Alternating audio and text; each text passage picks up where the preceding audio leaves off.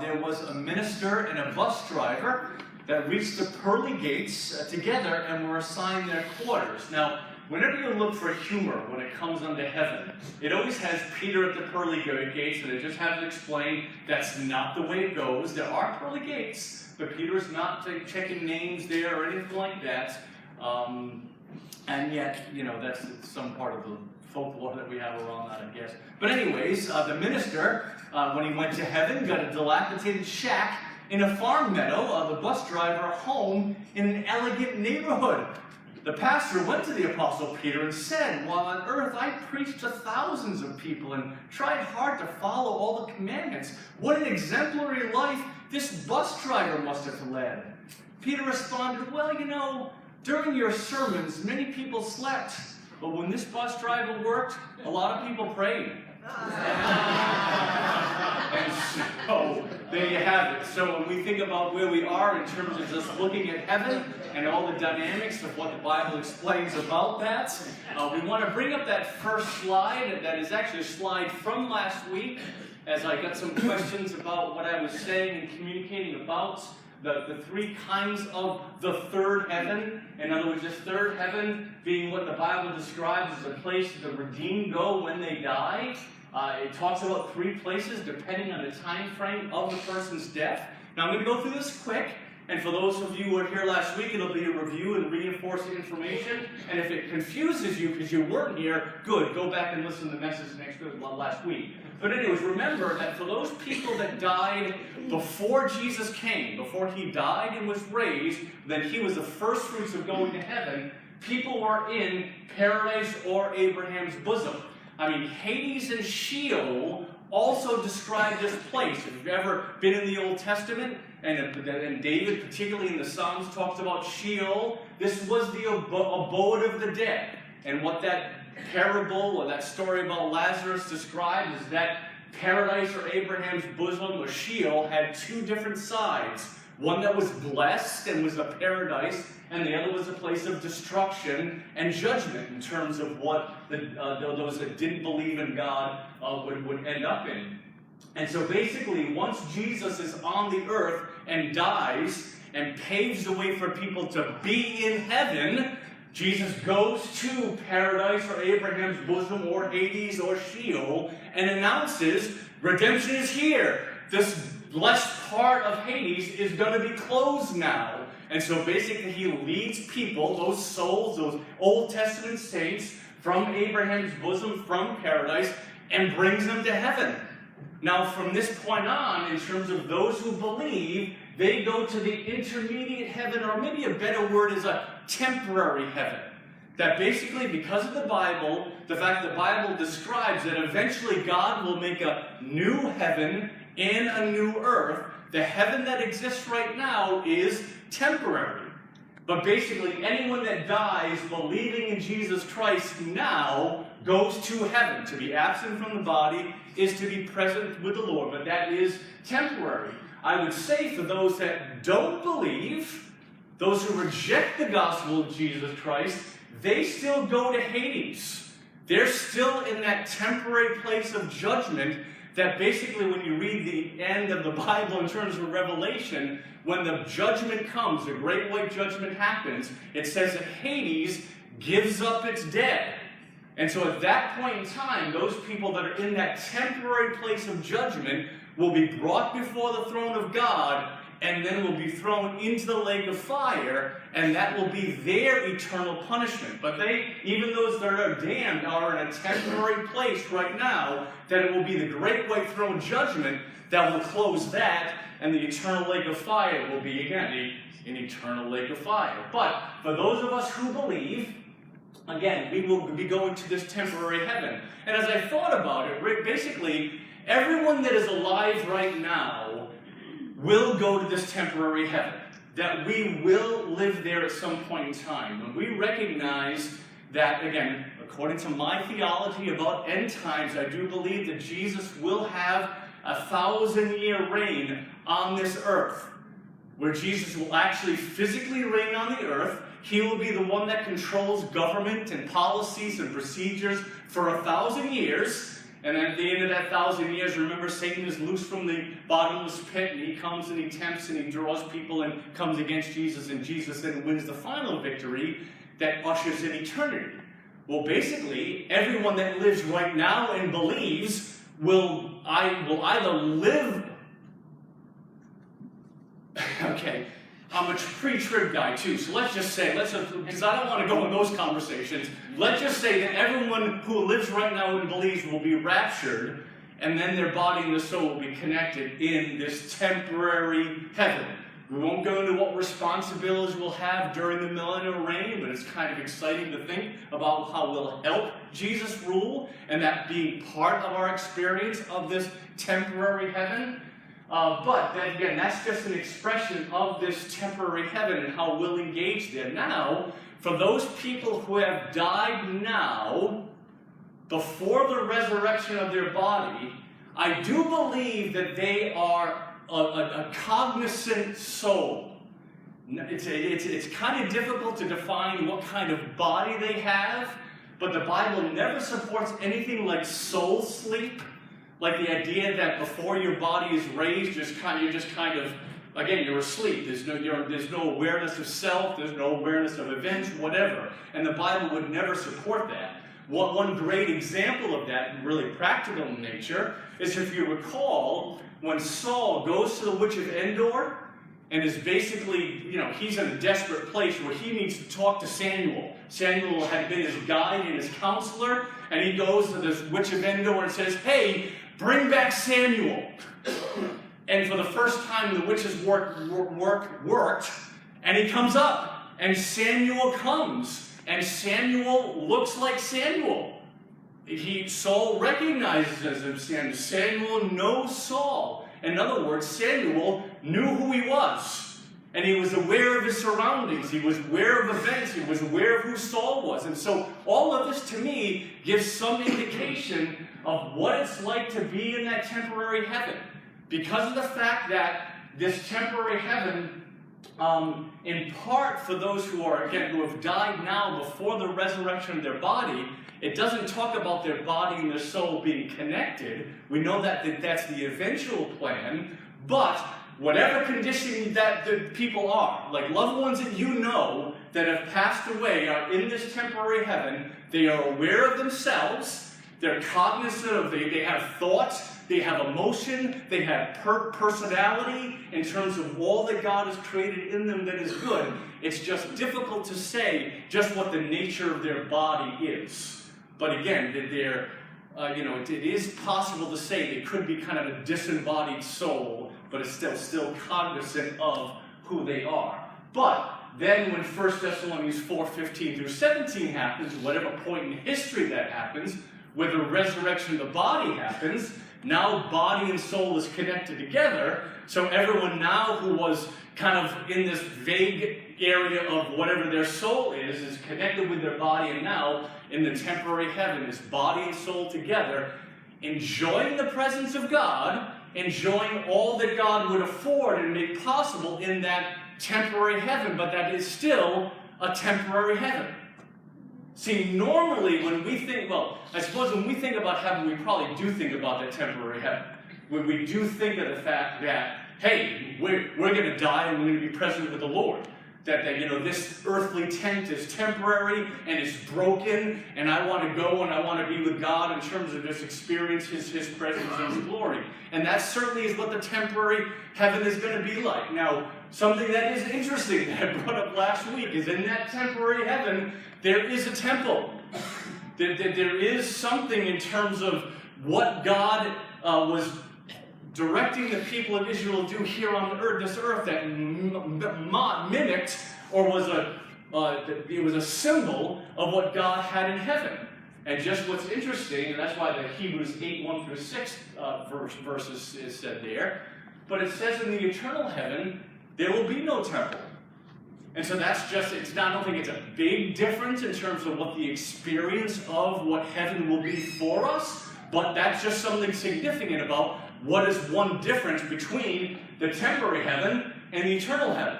No temple in the eternal heaven. But, so that's where I say, for many of us, when we think about the eternal heaven, or I think normally that's what we think about. When we think about living together with God, it's the eternal heaven that we're talking about. So, now that that is crystal clear,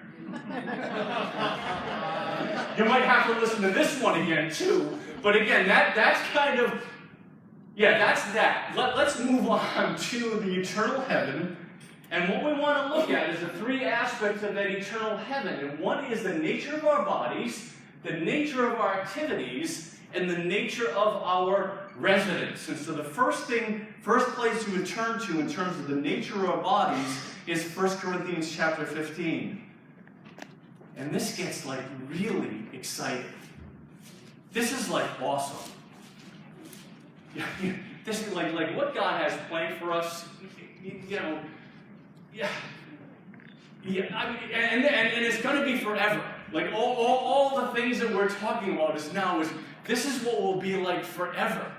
I was going to say this in the middle of the sermon, but I'm just so excited about it, I'll just say it now, that it's kind of like, we are so constrained by time. Everything in our lives is limited. Think about the time when you're planning a vacation, or maybe you have a great day, or again, you're away in Hawaii, or in Europe, or again, you're planning a cruise, or whatever it is, and you're so excited about that happening, but you notice that when you plan a vacation, first of all, you're taking probably 1 or 2 days just to get to where you're going, and to break away from all what you've had in your regular life. Then you have like 3 or 4 days, so you really are having fun and really enjoying it. Then the last 2 days, if you're away for a week, you're thinking about, this is going to end. Now I have to go back to real life, and I have to go back to work, and I have to go back to the house. Just think about having a vacation that's forever. Like you're enjoying things, and you're having this body, you have this residence, you have this activity, and it's like, it never ends. It keeps going and going. Forget about the Energizer Bunny. This is God's work in terms of what He's providing for all of eternity. And so that you really have to understand that when you read about this body that God has prepared for us. So basically, in 1 Corinthians 15, verse 35, it says this, "But some may ask, how are the dead raised? With what kind of body will they come? How foolish! What you sow does not come to life unless it dies. When you sow, you do not plant the body that will be, but just a seed, perhaps with weed or something else. But God gives it a body as He has determined. To each kind of seed He gives its own body. All flesh is not the same. Men have one kind of flesh, animals have another, birds another, and fish another. There are also heavenly bodies, and there are earthly bodies. But the splendor of the heavenly bodies is one kind, and the splendor of the earthly bodies is another. The sun has one kind of splendor, the moon another, and the stars another, and stars differ from star in splendor. So it will be with the resurrection of the dead. The body that is sown is perishable. It is raised imperishable. It is sown in dishonor. It is raised in glory. It is sown in weakness. It is raised in power. It is sown a natural body. It is raised a spiritual body. If there's a natural body, there's also a spiritual body. So it is written, the first man, Adam, became a living being. The last Adam, a life-giving spirit. The spiritual did not come first, but the natural, and after that, the spiritual. The first man was of the dust of the earth, the second man from heaven. As was the earthly man, so are those who are of the earth, and as is the man from heaven, so also are those who are of heaven. And just as we have borne the likeness of the earthly man, so shall we bear the likeness of the man from heaven. I don't know that there's a more exciting passage of Scripture in the whole Bible, except for how we get there. When Jesus says, "I'm the way, the truth, and the life, no one comes to the Father except for me," and we're in, we believe, we have faith, we're following Jesus, and boom, we're going to have a body that is imperishable. We're going to have a body that is raised in glory, that we'll have a body that again has capacity that far outstrips what we are and what we can do and what we can accomplish. Again, God is, you even look at certain portions of the scripture, and you could almost see that when God talks about a residence, he might just be talking about this resurrection body. We're going to interact with some scriptures where it says, like, the holy city is coming down from heaven, and it's God's bride. Well, how can a building, a structure, be a bride?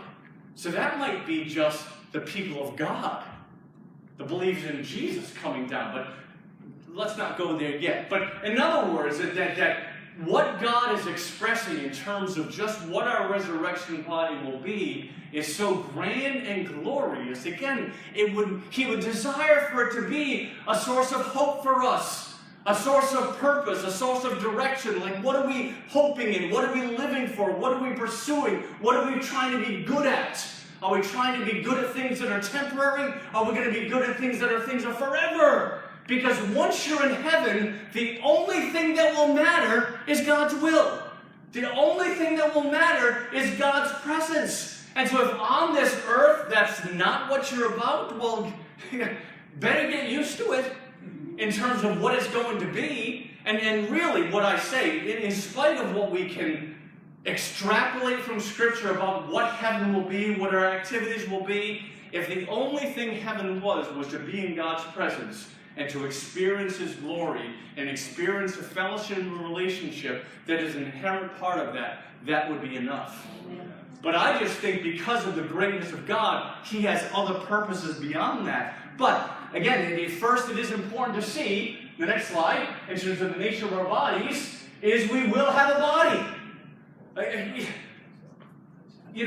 We need to be careful that we don't completely divest ourselves of the physical because the physical is so much connected with our flesh, our sin nature, the corruption of the world.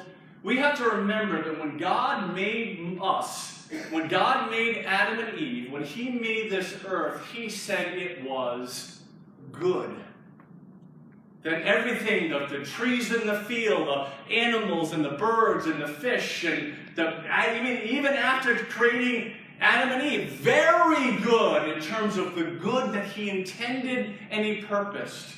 And so therefore, to recognize that God reinforces the value of the physical in terms of what he has created, it says we will have a body. And like we won't be a disembodied spirit in that final eternity. Now the bodies we receive will be superior to our bodies here on earth. That's clearly in 1 Corinthians 15, right? I just read that. And we will have the qualities that Jesus had in his resurrection body. And did you catch 49? And just as we have borne the likeness of the earthly man, so shall we bear the likeness of the man from heaven. And so therefore, when we look at the nature of Jesus' body, let's turn to Luke, is it 24 on the next slide? It is, Luke 24. In terms of just one of Jesus' resurrection appearances, that gives us a window into just what Jesus was able to do, what we could define. And well, okay, if we're bearing the mark of the man from heaven, well, what was Jesus like when he was on this earth? You know, to even realize that Jesus will be Jesus for all eternity. Like God is spirit, the Holy Spirit is spirit. And so for all eternity, God the Father will be spirit, the Holy Spirit will be spirit, and Jesus will have a body like ours. Just imagine that. That we're going to see, maybe, he does say that he's going to say, look at my hands and look at my feet. That again, in the resurrection body, God, Jesus bears the marks of what he received here on this earth. Now, I was asked last week, what condition or age are we raised in? You know, like, are we raised like in the vitality of our youth, like you die at 80 years old? Am I an 80-year-old in heaven if I die at 20? And maybe that, I don't want to go there because it's not really funny. Because I don't want to, again, the time of where that is in God's hands as far as when we go. But I think whatever whatever age we are, I think we will have the capacity that 1 Corinthians 15 talks about. So even if we do die at the age that we are, and we're represented in heaven throughout eternity like that, again, we will have a resurrection body that, again, it won't be lacking. If we were crippled or we had disease or whatever, it won't matter in heaven. So what age we are, again, you can't nail something down in terms of what Scripture says, but we can get an idea if we are bearing the mark of the heavenly man. Well, look what we see here in Luke 24, verses 30 through 43. It says here, when he was at the table, this is him joining these men, the disciples of Jesus, not one of the 12, but disciples of Jesus that were walking on a road to Emmaus, and Jesus comes. It actually says that who he was he made himself unrecognizable. That's kind of neat. But again, what does that say about the capacity he has? Here I am, I'm Jesus, I'm talking with you, I'm walking with you, and yet you don't know who I am. But then when I want you to know who I am, boom, you know who I am. But let me read in verse 30. When he was at the table with them, he took bread, gave thanks, broke it, and began to give it to them. Then their eyes were opened, and they recognized him, and he disappeared from their sight. They asked each other, were not our hearts burning within us while he talked with us on the road and opened the Scriptures to go? They got up and returned at once to Jerusalem. There they found the 11 and those with them assembled together, saying, "It is true, the Lord has risen and has appeared to Simon." Then the two told what had happened on the way, and how Jesus was recognized by them when he broke the bread. While they were still talking about this, Jesus himself stood among them and said to them, "Peace be with you." They were startled and frightened, thinking they saw a ghost. He said to them, "Why are you troubled, and why do doubts rise in your minds? Look at my hands and my feet. It is I myself. Touch me and see. A ghost does not have flesh and bones, as you see I have." When he had said this, he showed them his hands and feet, and while they still did not believe it because of joy and amazement, he asked them, "Do you have anything here to eat?" They gave him a piece of broiled fish, and he took it and ate it in their presence. So what do we extrapolate from this? Again, if we're going to bear the marks of the one from heaven, what do we see? He was recognized as Jesus. When he chose to be recognized, again, he wanted to let these disciples almost come to that conclusion on their own, rather than him revealing himself at first. He wanted to act like Jesus, talk like Jesus, do things like Jesus, so they'd be able to say, that's Jesus, rather than Jesus revealing himself. And I think there's a little teaching point in that as well. But do you know what Jesus would say? Do you know what he would do? Do you know how he would act? And would you be able to recognize him, even if it didn't look like the picture that your grandmother had on her wall? But anyways, whatever. So he was recognized as Jesus. So I think our resurrection bodies will resemble us as human beings, even in terms of who we are. That you think about, we are not who we are by accident. God has made us to be who we are. Even the way you look is part of what God's plan is for you. And so therefore, to know that God, as I said last week, is going to continue that through eternity, I believe that is what we learn from this account here. He could appear and disappear suddenly. He appeared to I think he walked up to these guys in Emmaus, but then he disappeared. And then it seems with the apostles, he just shows up, and he's there. And again, this seems magical, because maybe in human thinking it is. We can't do this. We don't have the capacity. We don't have the understanding of space and time, how someone appears and then disappears. But I think that's a capacity of the resurrection body. That's something we will be able to do. To me, what this means is we're not constrained by space. We're not constrained by physical dynamics in the way that we are in terms of the glory that we have. I think movement from one place to another will be completely different. Imagine I want to go from here to there. I'm constrained by space. I need to walk from here over here. Well, again, in the resurrection body, that'll be instantaneous. One place to another. Now, we're not omnipresent. See, we're not like God. So therefore, we're not omnipresent. We're not omniscient. We will continue to grow. in terms of our understanding and knowledge of things. We'll learn.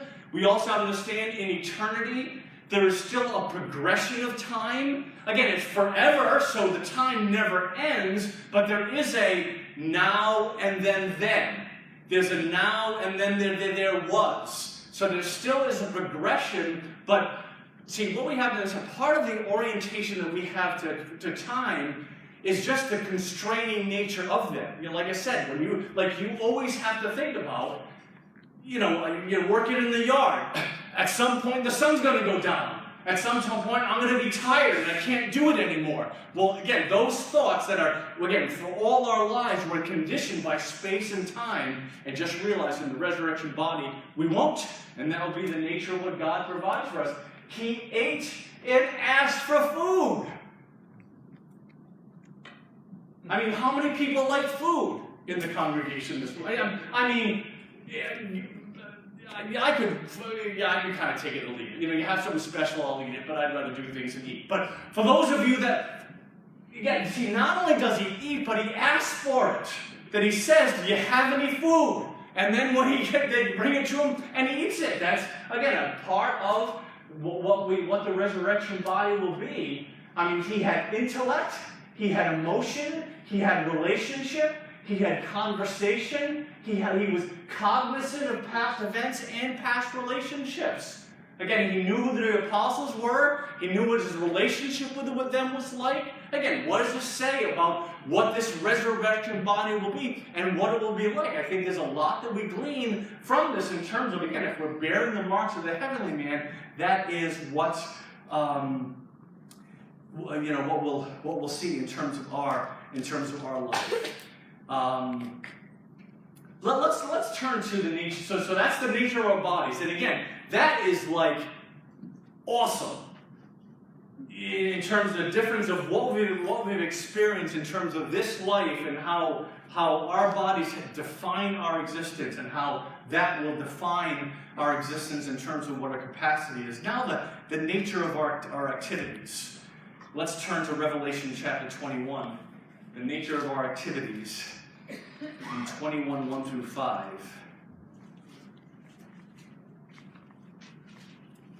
Like I said, if heaven was just an eternal church service, we would be tickle pink, and we wouldn't mind it at all, and we'll be glad to just be in church forever.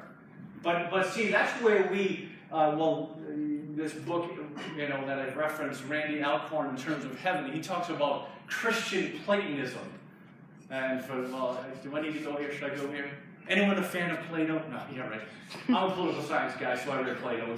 But anyways, what Plato imagined is what really life was. Greeks were really about thought and how far more important thought was than activity. And so what he imagined that life was so disconnected from the higher good and what truth is. He imagined that what we're experiencing in life is like we're in a cave.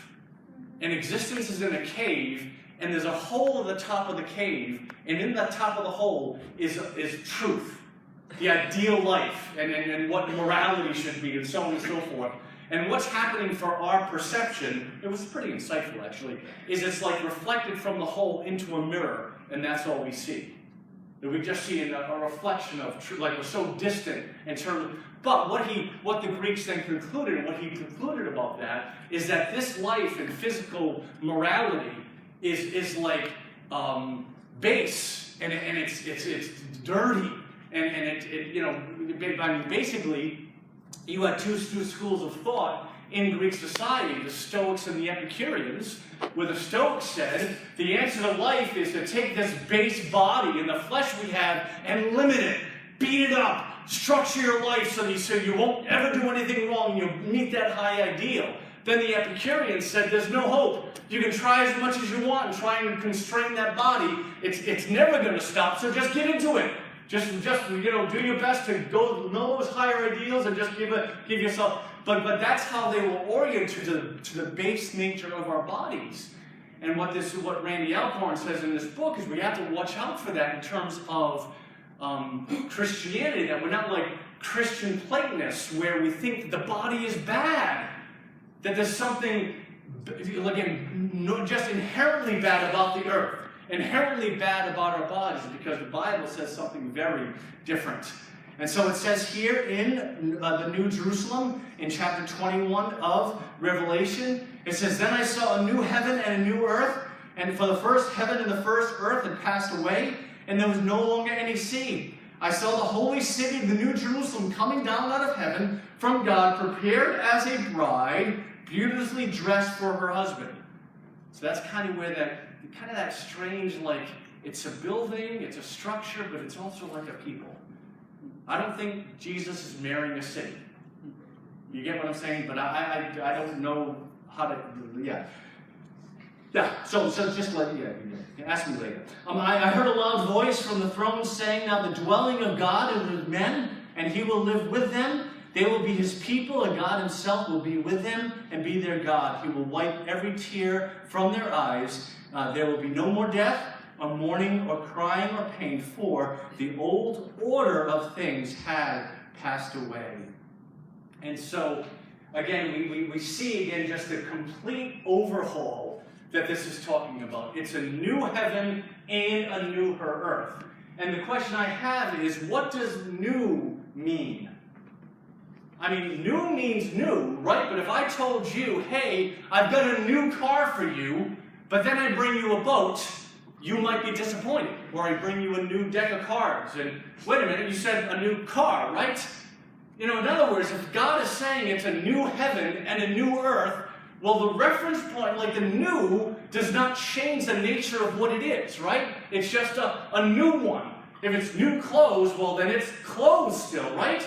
And so if it's a new earth, what does that say about what the nature of our lives will be? What does that say the nature of our activities will be in terms of us being on the earth, experiencing the earth without the old order of things, without the curse?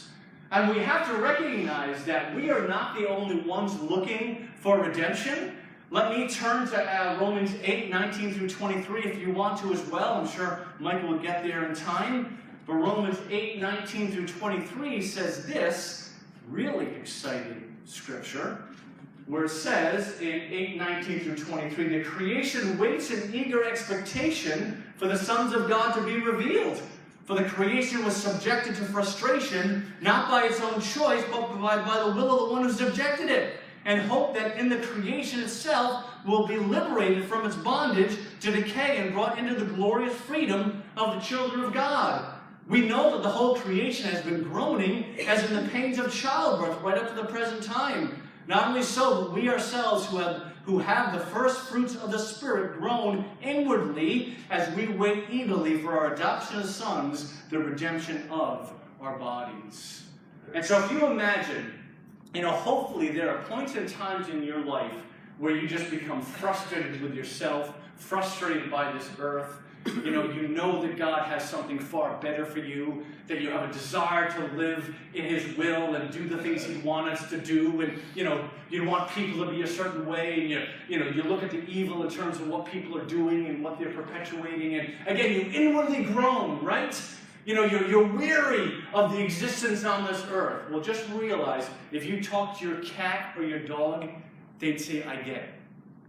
That I agree. Like you talk to the birds, "Hey birds, what are you thinking about Earth?" "Boy, I'm groaning. This is tough." Like we know that this was not what God intended. They probably know it better than you. But they are groaning as well. That's the point that Paul is making here. That all of creation is waiting for redemption. And so why would creation be waiting for redemption, and that redemption being connected to our redemption, so they're waiting for the sons of glory to be revealed so that they can be redeemed? Well, why would God do that if it's not part of his plan? If it's not part of eternity? Why redeem the dogs and the cats and the lions and the bears and the birds and maybe not fish because there's no sea. We'll have to talk about that too. That's another little confusing thing. But anyway, why do that? And then again, it's not part of our experience, not part of what we're doing. It's not part of our activity. When we think about even what was good about creation, work was not bad. I know work for some of us is like a 4-letter word. Well, it is a 4-letter. No, I'm joking. But see, work was not bad. It was hard work that was cursed. See, the curse is gone. The old order of things is gone. But that doesn't mean we might not have responsibility. See, just imagine eternity being kind of like our existence on earth without sin. Without the curse, without the burden, without jealousy, without pride, without lust, without materialism, without unkindness and hatred and all that. Some combination of what we would do in terms of the glory of God and being in His presence, but you think about even the millennial reign of Christ. How does God define the millennial reign of Christ? The lion will lie down with the lamb. The child will play with a serpent and not be hurt. That like when God is typifying, what does Jesus establish on the earth? What does Jesus ruling the earth mean? Yeah, you know how the lion eats the lamb? The lion's not going to eat the lamb anymore. So Wild Kingdom is not going to be so wild anymore. You wouldn't have Marlon Perkins wouldn't have anything to show. No, I'm joking. But if that's that's how God is defining the millennial reign of Christ, then why wouldn't that be part of heaven? Where we just revel in the glory of God, the creativity of God, the beauty of God. I mean, just imagine. I don't think I'm going too far to say this, that you're hanging out on Earth, and then you're starting, I think I'm going to go visit Saturn. And you go and you visit Saturn, and then, boy, I want to go to that outer galaxy. And you go to the outer galaxy, and then, I got to go back to work. And no, but maybe your job will be to govern Saturn or what. Again, you don't want to press this envelope too far, but when you think about all that God has done to reflect His glory, to reflect His power, to reflect His creativity, does that go away in heaven? No, I think we glory in that. We revel in that. Again, we see, you mean, God, this is what you intended forever? Like if Adam and Eve didn't blow it, this is what we would have had, and I think God would kind of say, yeah, I didn't want to send Jesus. I didn't want to do that redemption thing. I wanted to show you how much I loved you and all the ends I would go to bring you to me. But yeah, this is what my original intent was in terms of what God and man would be together. And again, knees bowing, tongues confessing, yeah, your Lord. But see, the beauty of this for us is that we can choose to have this motivate us now. See, that's the reality of what eternity will be, but how much will that matter now in terms of the choices we make? Well, we'll get into this a little more next week, but let me bow and let's pray. Father, to know that your kingdom is a kingdom of power, of love, of truth, and of righteousness. To know that not just anyone can be there, that we need the righteousness of God, we need a provision from you to be in your presence and be part of this kingdom. But Father, this is what you welcome us to in terms of the kind of body, the kind of things that we might do that far outstrip what we would imagine heaven being. And so, Father, I do pray that you inspire us with this, you challenge us with this, you excite us with this, that when we see the things of this earth, all of a sudden, boy, it's not really that important. And so I think that's what living from the light of eternity looks like. I think that's what storing our treasures in heaven look like, rather than storing treasures on earth. And so, Father, I just pray for anyone here that doesn't know Jesus in a personal way. We know that He is the ticket. He's the way. He's the truth. He's the life. That no one comes to the Father except through Him. And yet for anyone here that hasn't taken that step to believe, to accept Him for who He is, accept the death that He died, to be the provision for the forgiveness of their sin and for the righteousness that we need, that what the Bible calls each of us as human beings to is that faith, is that acceptance, that trust Jesus, I believe what you were saying is true, and I believe that I need your sacrifice to be right with God. I think that is the essence of the faith that God calls us to. And so I just pray for anyone here that hasn't taken that step of faith, that today will be the day of their salvation, the day of them choosing for you to walk with them here on this earth, and then to have the privilege of being with you forever in heaven. And so, Father, we lift this before you and them before you in terms of their seeking their faith, that they would come to believe. And Father, we just pray that now as we engage with our picnic, we just enhance our fellowship together. Father, keep us safe as we have some fun, and just continue to build us up as a body of believers in you, in your truth, in your spirit, in worship, as well as in your word and in our fellowship. It's in your Son, Jesus Christ's name, we do pray. Amen.